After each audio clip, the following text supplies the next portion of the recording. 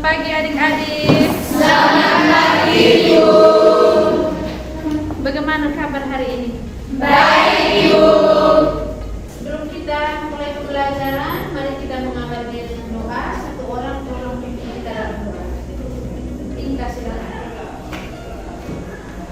Marilah kita menyiapkan hati dan batin kita untuk berdoa.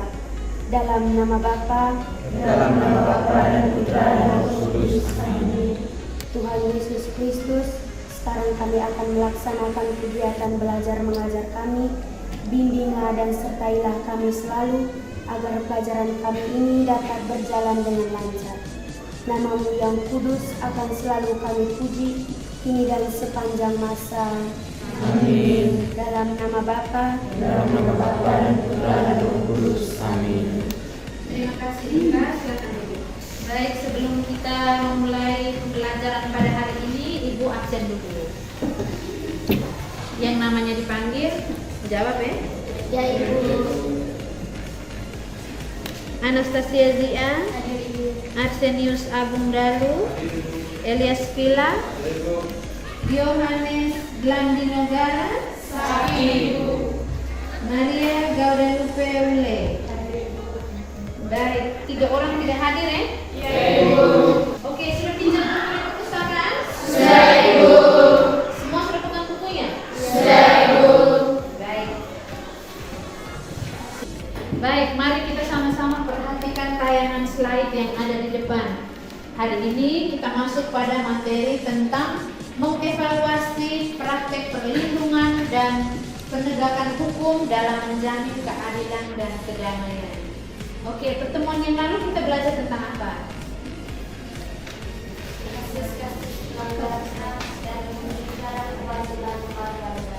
Bagus, kasus pelanggaran hak dan pengingkaran kewajiban warga negara.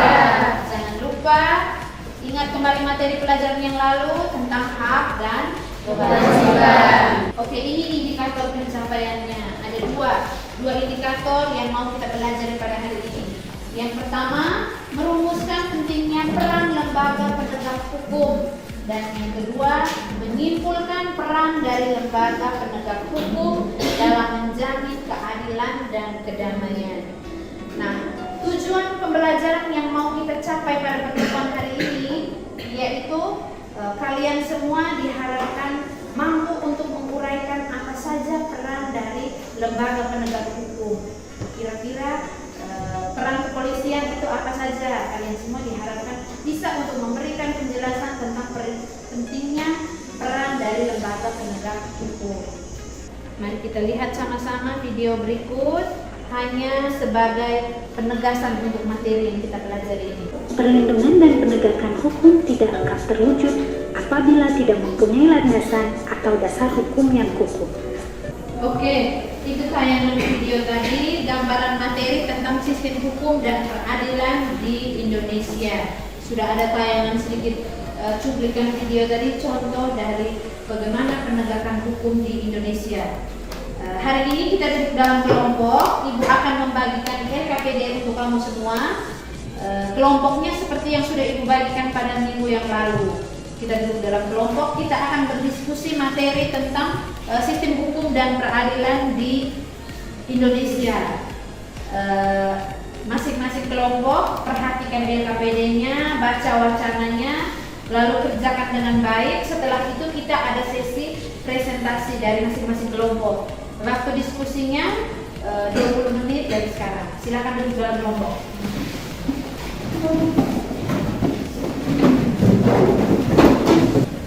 Semua sudah duduk dalam kelompok? Sudah, Ibu.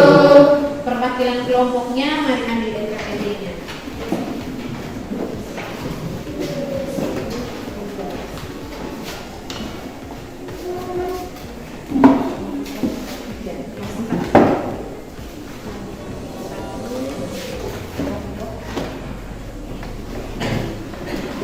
Waktu diskusinya 20 menit dimulai dari sekarang. Baca baik-baik suruhannya, petunjuknya. Setelah itu kita presentasi. Jadi kerjakan dengan baik. Kalau ada hal yang kurang jelas, silahkan bertanya.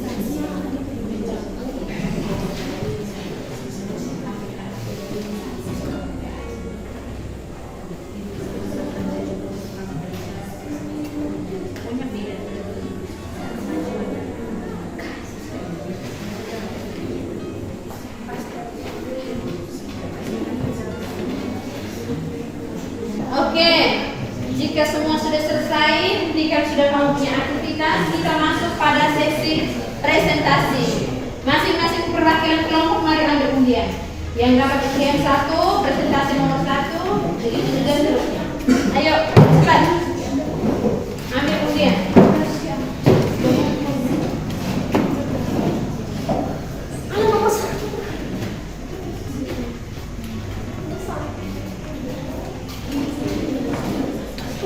Yang dapat nomor urut 1 angkat tangan.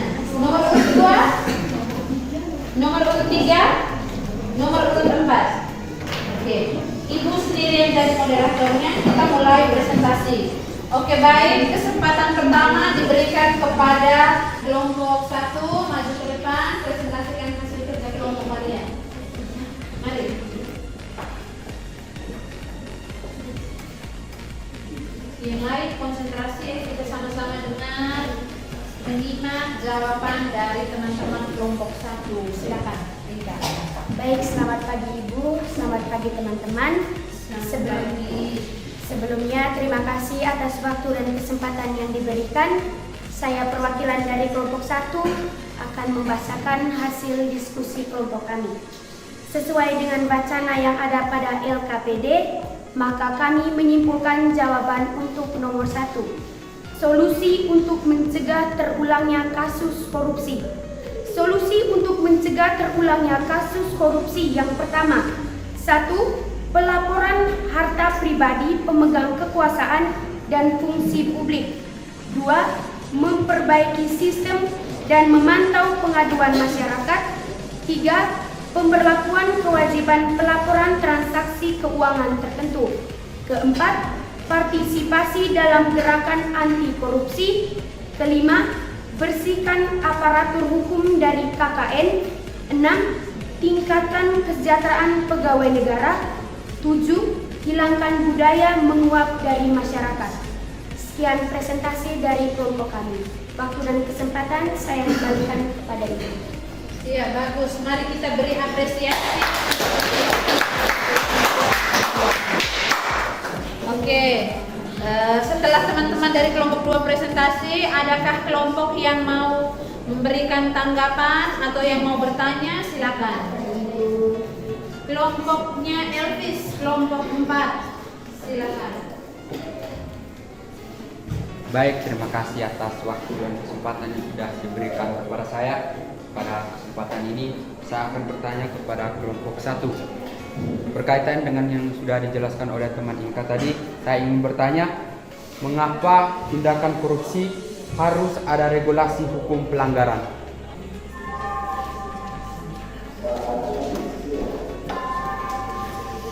Baik, terima kasih atas kesempatan yang diberikan.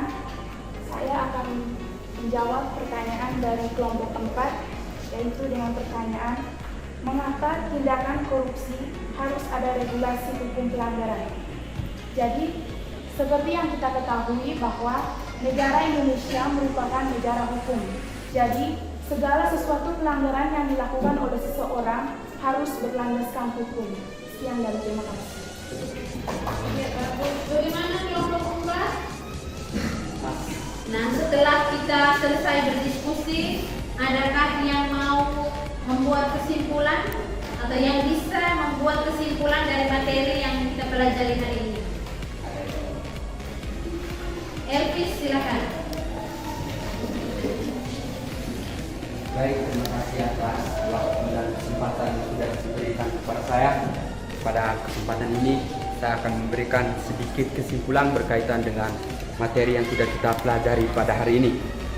Pada hari ini kita bersama-sama mengerjakan LKTD yang berkaitan dengan korupsi. Perlu kita ketahui bahwa tindakan korupsi itu merupakan tindakan yang melanggar hukum yang sudah disesuaikan dalam Undang-Undang Dasar 1945. Sebagaimana negara Indonesia sebagai negara hukum, maka perlu ada sanksi untuk setiap orang yang melakukan kegiatan korupsi ini. Karena tindakan korupsi ini sangatlah bertentangan dengan perlindungan dan penegakan hukum di Indonesia yang menyebabkan ketidaknyamanan untuk seluruh masyarakat Indonesia. Oleh karena itu, perlu ada satu langkah untuk meminimalisirkan tindakan korupsi, yaitu dengan memberikan perlindungan hukum sebagai upaya pemerintah untuk menjamin adanya kepastian hukum serta memberi perlindungan kepada warganya agar hak-haknya sebagai seorang warga negara tidak dilanggar, dan bagi yang melanggarnya akan dapat dikenakan sanksi sesuai peraturan yang berlaku. Sekian dan terima kasih. Silakan kembali ke tempat duduk masing-masing. Kita akan masuk pada sesi evaluasi. Ibu akan bagikan soal tesnya.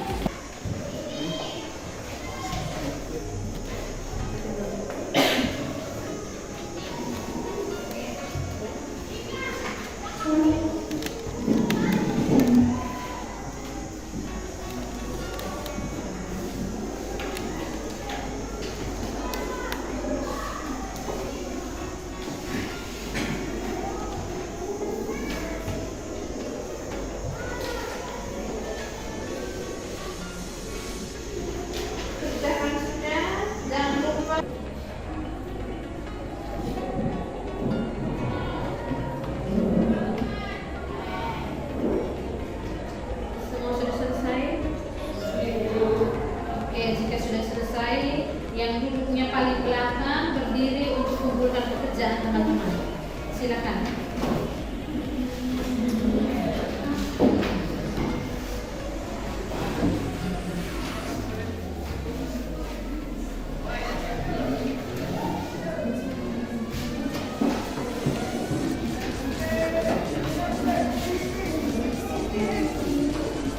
Mari, lebih cepat.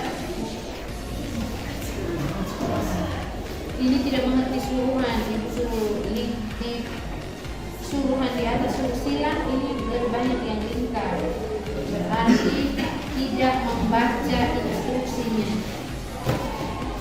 Semua sudah kumpul? Mari ibu.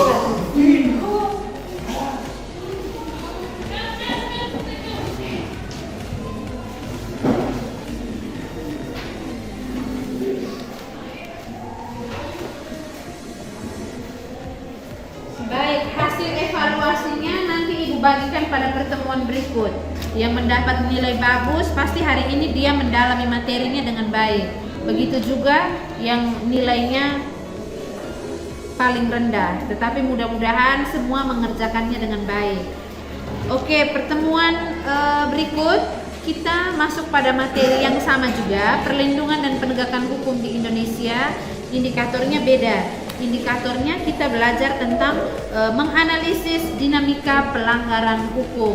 Tadi ibu sudah bagikan bahan ajarnya, kamu pelajari materinya di rumah, sehingga minggu depan kita masuk materi dinamika pelanggaran hukum. Semua sudah ada gambaran materi untuk pertemuan berikut. Oke, pertemuan hari ini sampai di sini.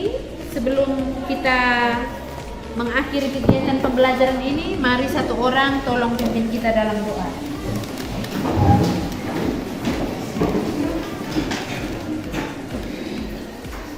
Elvis, silakan.